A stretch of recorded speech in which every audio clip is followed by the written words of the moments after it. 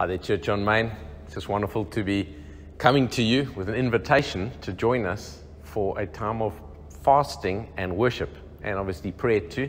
Next Wednesday, we're asking that you would join us if you're able to.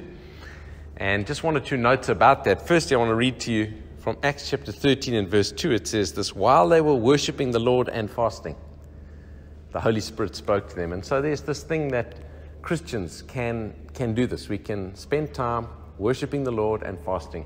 And we want to open our doors on Wednesday for people to come and join us. Obviously, we're expecting that you'd wear a mask, and we have a booking, online booking for that, because we can only have 50 people in the main auditorium and an overflow 50 in the coffee shop. They are separate venues, which will enable us to cater with probably most people who would want to come for next Wednesday. If you would like to come, find our booking on the events on our website and make your booking to join us so that we can have a time of worship and fasting together next Wednesday. There are many things to be praying for in this season. I want to put a few in your mind. We'll be praying for our nation.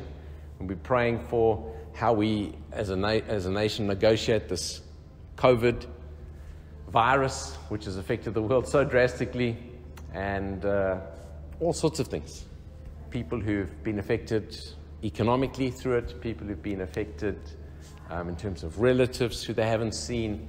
And we'd love to invite you just to join us, and it's a wonderful opportunity for us to gather again at the mill with masks on and call on the name of the Lord and worship and be in His presence. So we're doing it as an express time, as it were, from 6 o'clock, 1800 to 6:30. The doors will be open earlier so that you can arrive, masks on, and be ready to pray. And of course, you know that our venue has a lot of space, and we'll be in the main auditorium so that you'll be able to be with a nice spatial distance between you and other people that gather.